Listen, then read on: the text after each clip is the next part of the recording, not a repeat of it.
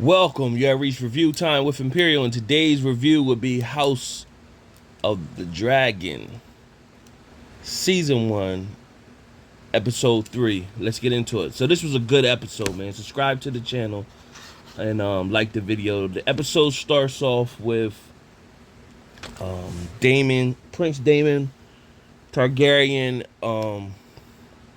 They're fighting a war against Craghas, Drawhar, aka the Crab Feeder, the Crab King. They're fighting a war, and of course, we've been seeing him pillage people and leaving them there for the crabs to eat them. So Daemon comes down to fight him with Craxus, and the Crab Feeder basically found a way to attack Craxus and wound him. So Daemon had to fly off. Meanwhile, back at King's Landing, 3 years has passed since the last episode. So if you didn't know, now you know. There's going to be some time jumps. So 3 years has passed since episode 2 to 3.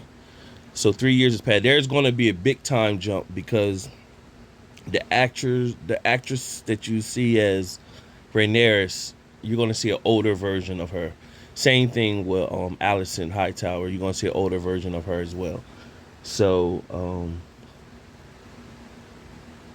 there's going to be a time jump. I think the time jump happens after when the king dies. King Viserys, when he dies, I think the time jump happens after that. I think he dies 9 years into the start of this season. So it's been about 3 years, so he got about 6 more years left. But nevertheless, there's an event. He done already had his first son, Aegon. Aegon is about 3 years old, and Alicent Hightower, she's pregnant again with the second child. They have an event, and of course, Rhaenyra is still bitter, and they want her to speak at the council and everything like that. She basically like, they don't really want to speak to me. And, you know, she's bitter with her father, and the father's trying to encourage her to, she needs to bear a child. Also, she needs to link with another powerhouse family to keep the legacy strong. So he invites her to Jason Lannister, and he wants to marry Rhaenyra. Of course, Rhaenyra just pretty much brushes him off. So she leaves the event and darts off on a horse, and Sir Cole darts after her. You know, they spend they spend an evening together, pretty much overnight, and talking about the realm and everything like that. During that night, a wild boar comes in, knocks Sir Cole off his feet, and then attacks Princess Rhaenyra. And Cole came and stabbed the boar. After they stabbed the boar didn't die. Rhaenyra jumped up to show the fire in her. She kept stabbing the boar till it died. The boar, of course, the blood got all over her. So during this time, also back at the event, Otto Hightower, they talked about Rhaenyra.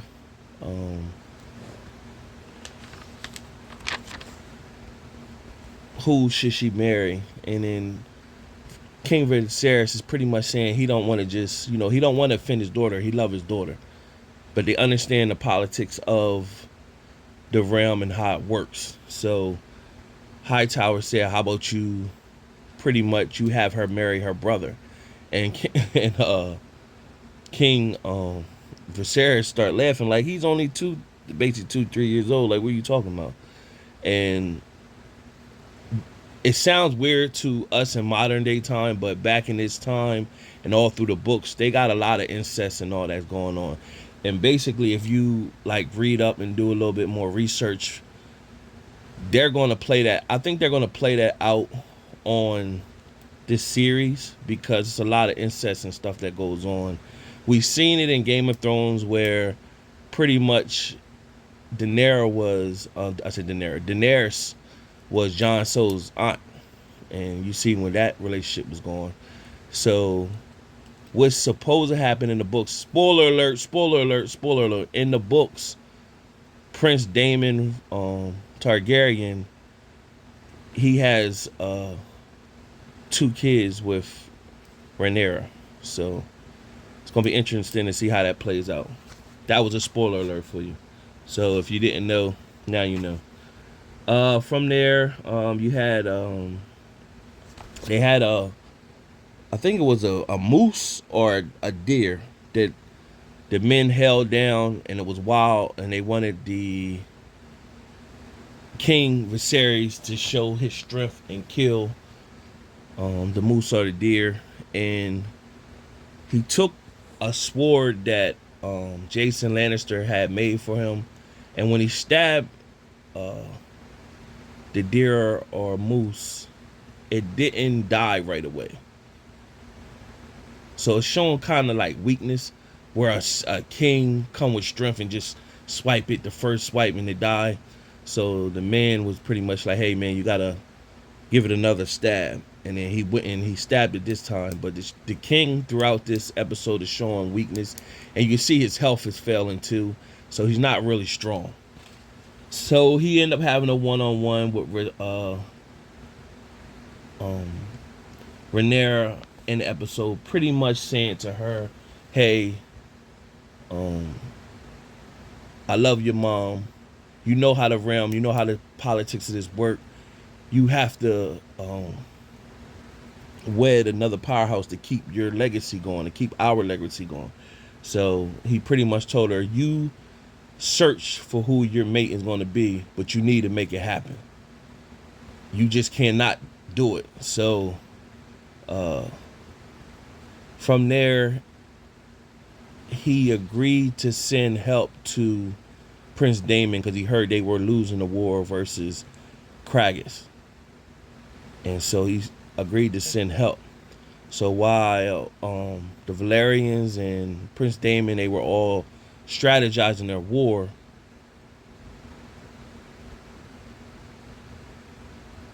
King Valerius' men showed up to give Prince Daemon the note that says, hey, we're coming to help. And so while they was doing their strategy, they were doing a strategy which was send somebody on a suicide mission because the Craghas men, crab feeders men, they would hide in the mountains and then come out at night, and they would use that to their advantage. But they needed one person to come out and sacrifice their self potentially to bring all of them out so that they can kill them. And they were saying, well, Daemon's crazy enough to do it. So what happened was, when his brother sent him to help, he looked at it as a sign that it would show that he's weak. So that motivated him. We're going to pause there. We're going to dip back to when Rhaenyra showed back up to the event with the dead boar all bloody. It was basically showing the people her strength or whatever.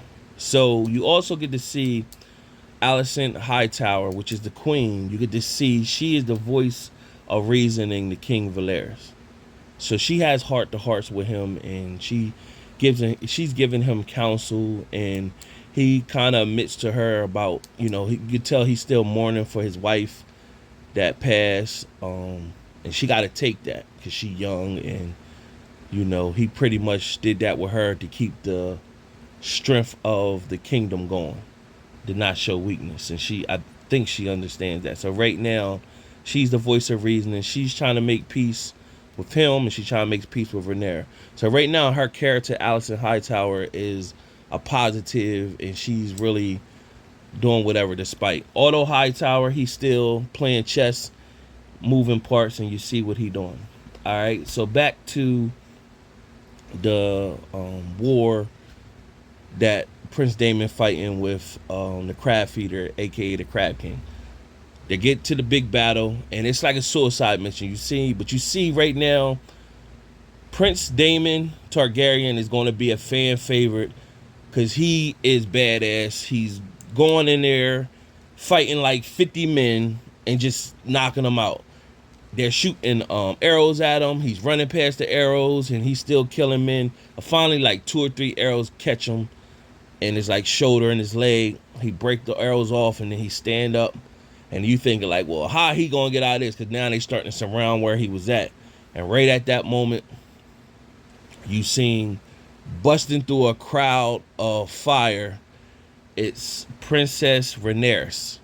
She comes through with her big dragon, um, Vhagar, in which Vhagar is a descent from Balerion, which was the black dragon the black dragon dread, which was supposed to be the biggest uh, dragon of all time.